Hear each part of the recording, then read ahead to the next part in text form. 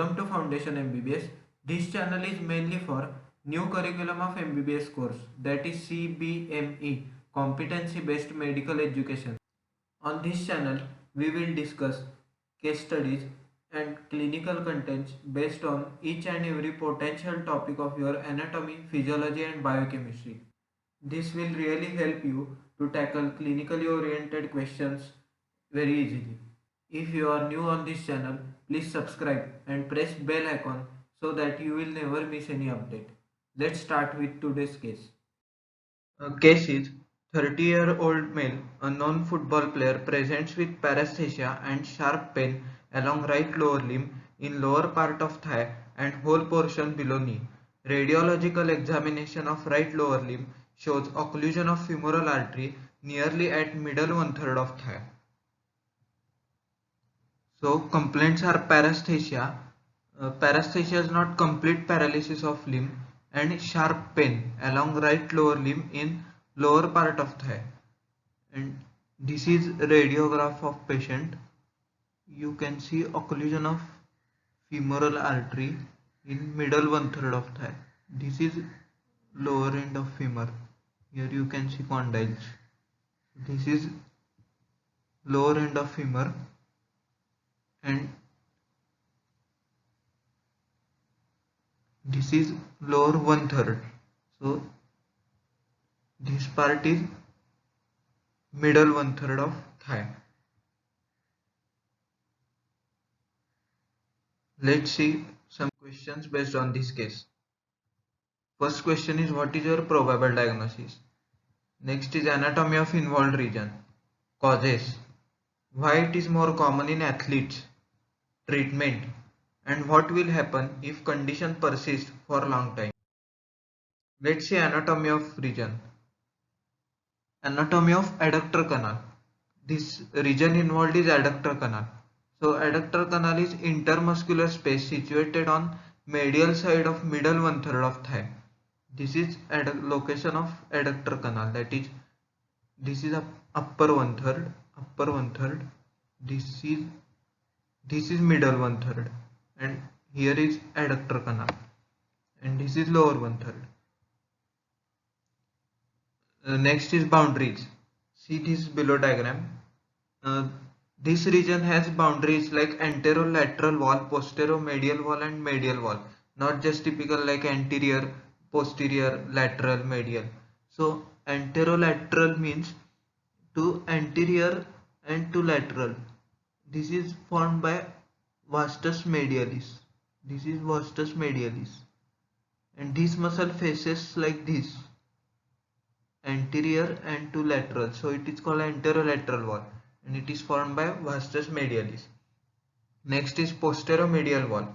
Posteromedial means the wall facing to posterior and to medial, like this. This you can see posterior and to medial. Here this is posterior and medial, formed by adductor longus in above part and adductor magnus in below part. Because adductor magnus is short in length and adductor magnus is comparatively long, so below part is formed by adductor magnus and above by adductor longus. This is posteromedial. Next is medial wall, means towards medial side. This is proper medial side of this canal, so it is formed by sartorius. This is your sartorius muscle. So medial wall is formed by sartorius. Next, contents.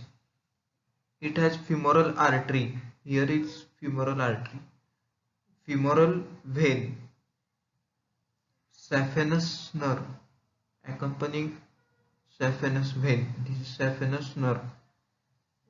This small upper nerve is nerve to vastus medialis, and these two nerves are two divisions of obturator nerve, that is anterior obturator and posterior obturator.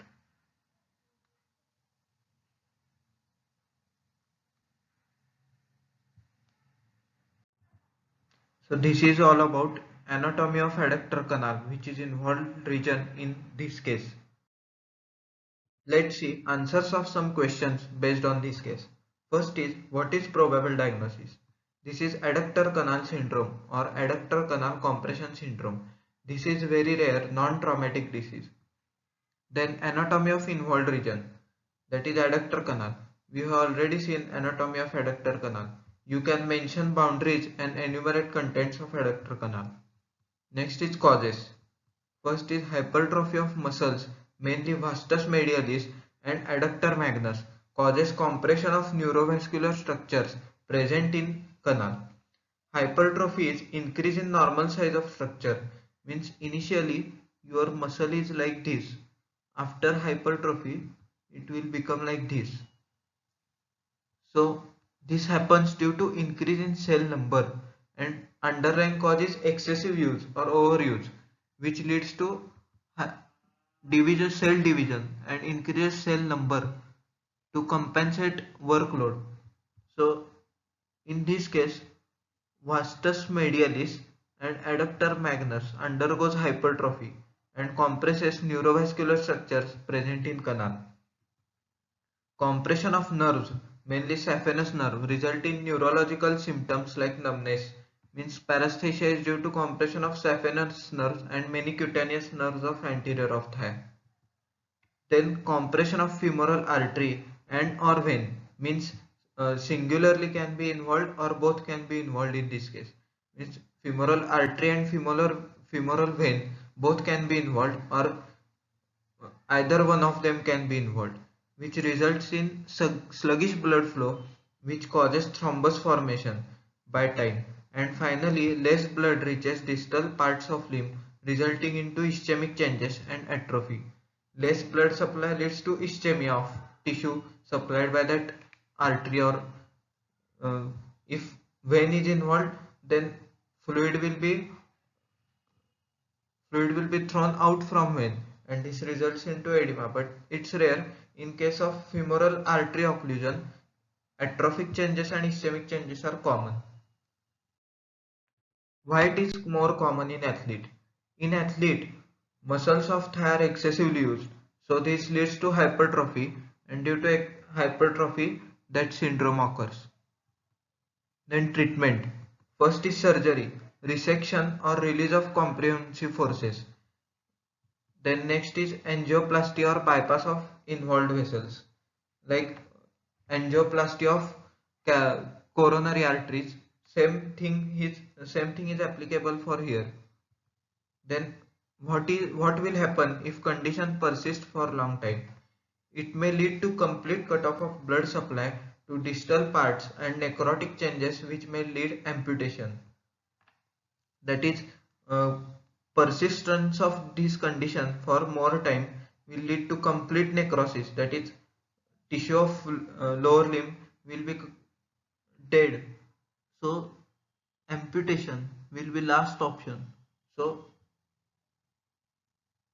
if condition persists for long time, then it may lead to necrotic changes which may lead amputation. Thanks for watching. I hope you have understood the case study. So please like, share and subscribe to the channel.